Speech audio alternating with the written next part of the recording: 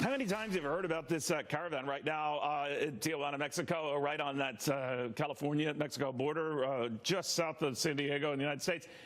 They want entrance into the United States. They want their paperwork checked so they can claim their asylum status. But the message from Jeff Sessions and others is you're going to have to wait in line. There's a long line already of existing facilities that are already crowded and whose demands we're taking on a case-by-case basis. Hillary Vaughn is at the U.S.-Mexico border with more on how that's all going to go. How is it going? Hey, Neil.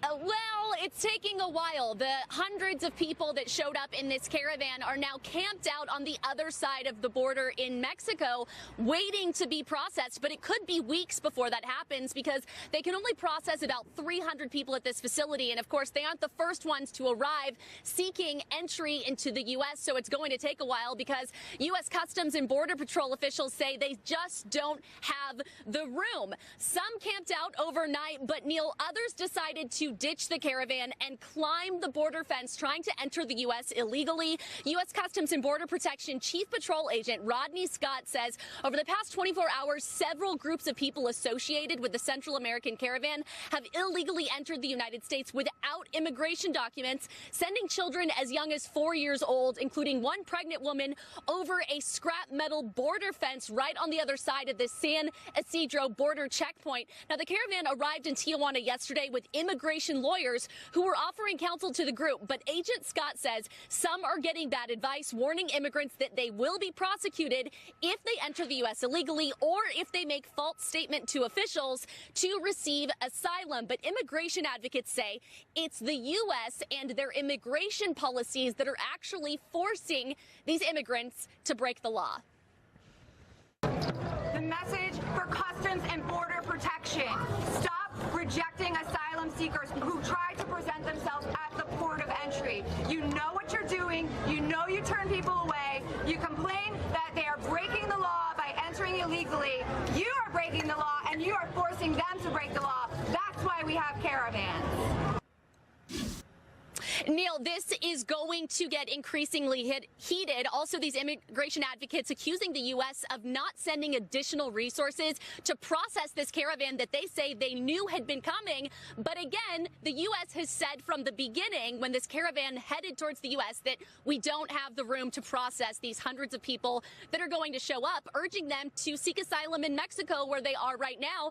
But those camped out at the border don't want to. They want to come here to the U.S., and they're going to have to wait for it. Neil. All right, Hillary Vaughn, thank you very, very much. Again, to echo something Hillary mentioned, and this has been a view that Jeff Sessions, the Attorney General, has had, that he has described this caravan activity as a deliberate attempt to undermine our laws and overwhelm our system, and that by claiming asylum status, you make it incumbent upon yourself to either prove it or not.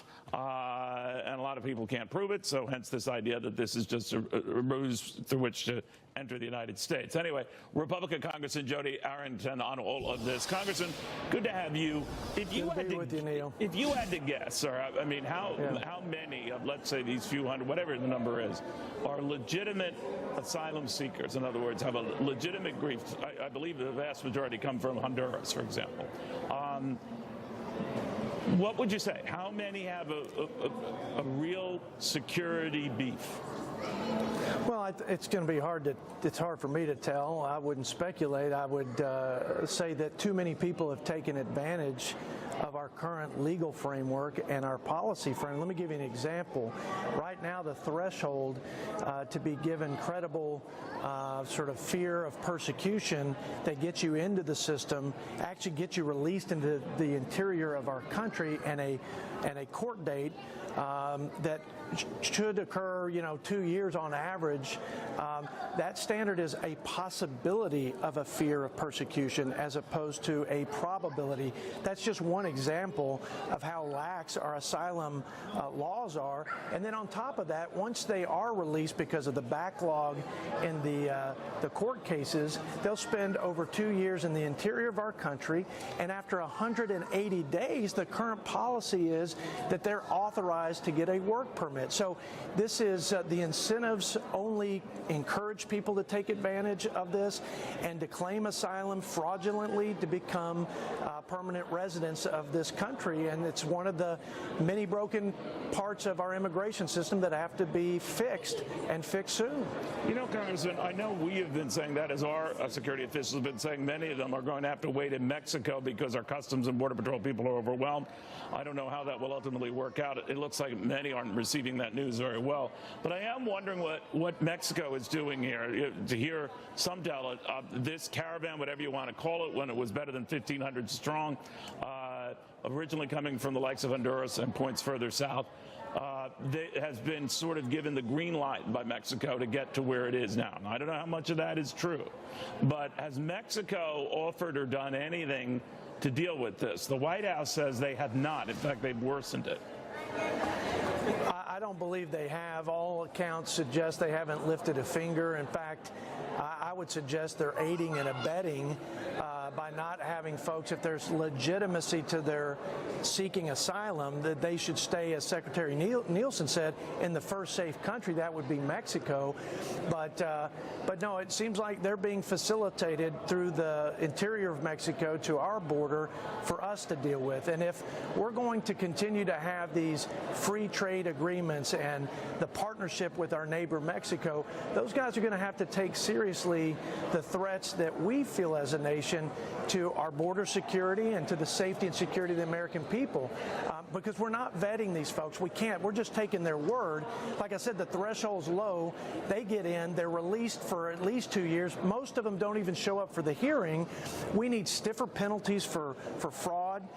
We need to give more resources to the Trump administration for detaining folks. Look, the law today is if you do get a credibility determination for asylum and you do get, and your court date's about 2 years plus, then you are supposed to be detained until such time as you get a court hearing. Today we have about 35,000 beds.